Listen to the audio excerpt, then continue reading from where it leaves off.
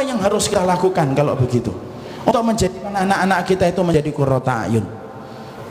Maka kemudian ada setidaknya 5 perkara yang harus kita perhatikan, karena kita memang sangat terbatas waktunya.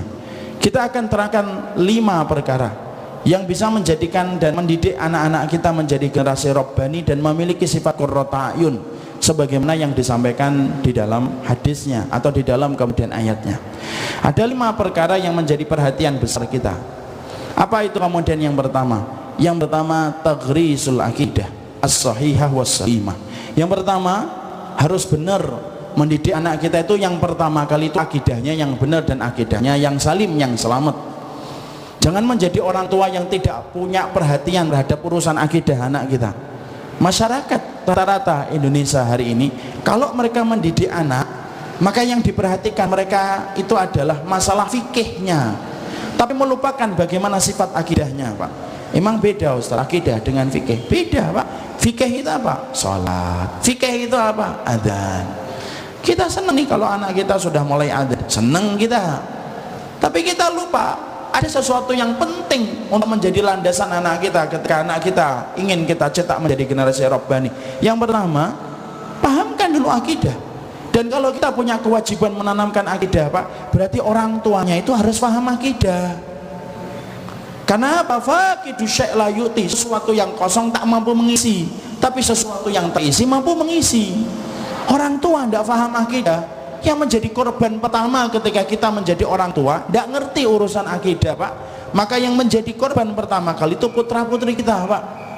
Makanya hari ini kita akan sedih ya, kita menjumpai Masya Allah anak-anak itu sampai kemudian mereka membunuh, sampai kita menjumpai anak berzina, sampai kena kita kemudian di Jakarta itu sampai pernah ada kejadian anak SMP di belakang kelas itu tega dia membuka kemudian baju dari teman perempuannya, disaksikan sama orang, divideokan, dan sempat kemudian heboh di nasional itu.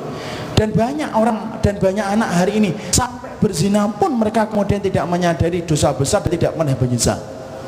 Apa yang menjadikan anak kita ini menjadi konsumen dari setiap dosa-dosa besar? Simpel, Pak. Tidak pernah paham akidah, tidak ngerti tentang tauhid, tidak paham tentang masalah surga, tidak paham tentang masalah neraka. Anak kita sekolah di pendidikan umum dari Senin sampai Jumat, pelajarannya tentang semuanya, tentang urusan dunia, Pak. Seakan-akan hidup di dunia itu selama-lamanya.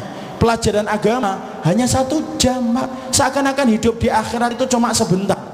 Makanya wajar kalau kemudian akhirnya anak itu ketika tidak paham akidah. Apa yang terjadi ketika anak itu tidak paham akidah?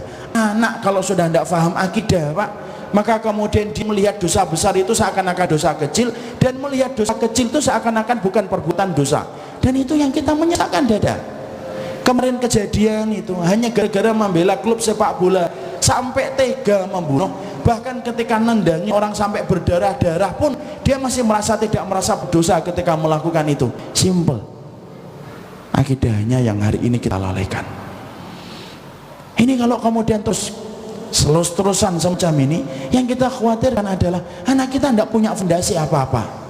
Makanya kewajiban kita ketika kita menjadi orang tua, ayo pelajari akidah. Kita kemudian betul-betul mempelajari tentang tauhid, supaya ketika akidah dan tauhid kita miliki dengan benar, fondasinya sudah benar, maka pertama kali yang kita didik itu adalah anak kita. Makanya yang pertama, memastikan bagaimana urusan akidah kita benar, memastikan urusan tauhid itu benar. Makanya dari kecil itu harus pahamkan akidahnya. Saya itu pernah kagum sama anaknya Ustadz ketika bermain-main itu di kamar saya ketika dulu di pondok. Itu lampu tiba-tiba mati listriknya, gelap, Pak. Biasanya anak kecil tuh kalau gelap itu kan nangis. Loh, anak kecil ini, anaknya Ustadz ini, ketika kemudian mati itu lampunya, itu malah kemudian membaca Al-Ikhlas, Al-Falaq, An-Nas.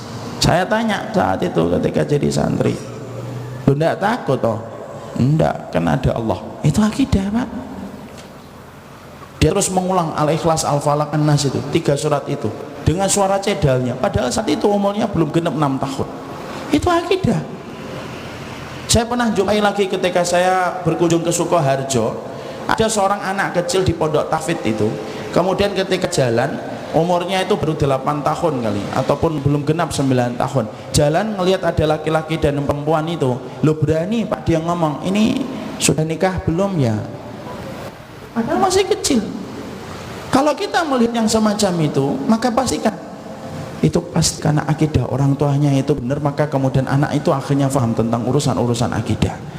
Makanya saya tuh sering ngomong kepada setiap anak-anak muda itu, kalian bolehlah kalau misalkan susah diomongin itu nakal lah, tapi kalau sudah nikah sudahlah berhenti nih nakal. Pelajari tentang agama, pelajari tentang tauhid akhi, karena sesungguhnya akidah antum itu mantul pada kehidupan anak.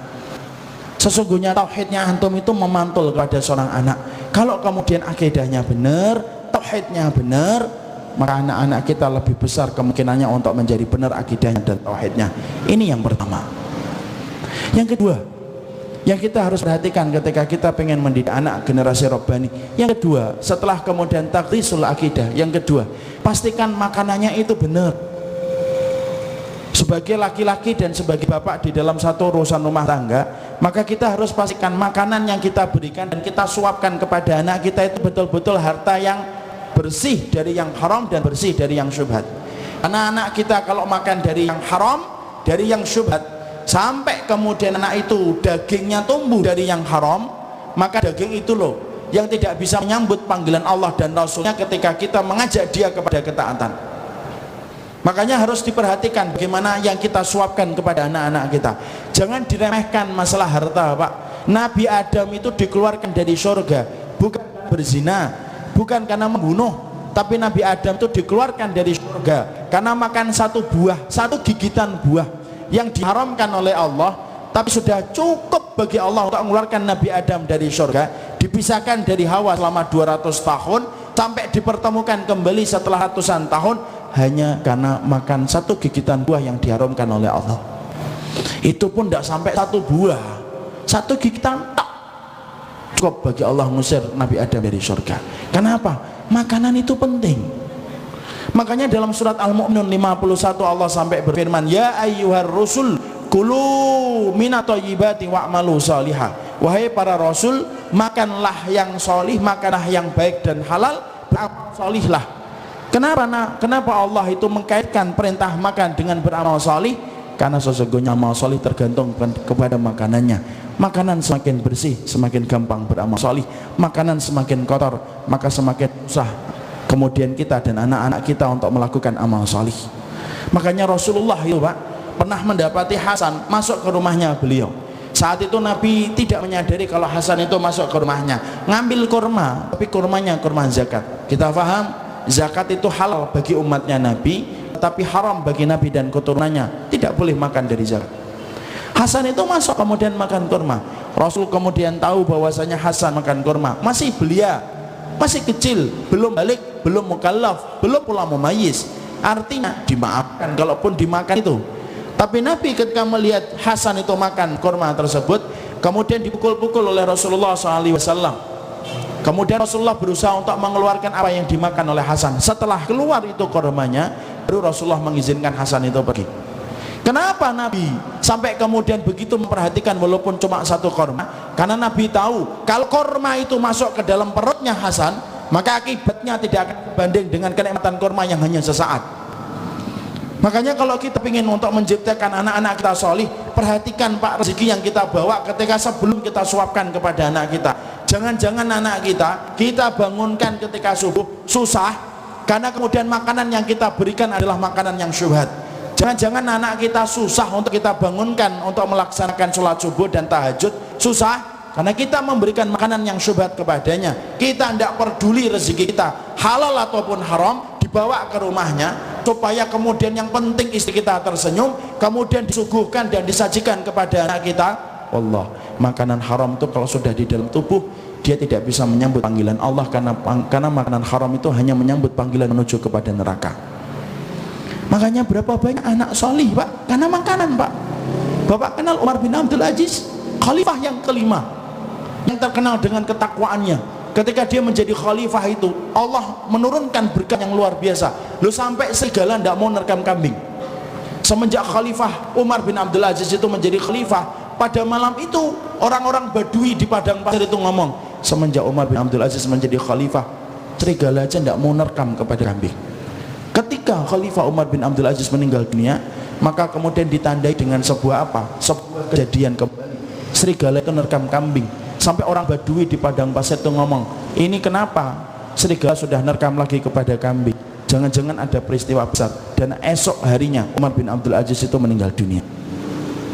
Makanya Umar bin Abdul Aziz, dari apa dia sampai sesolih itu sebagaimana Umar bin Khattab?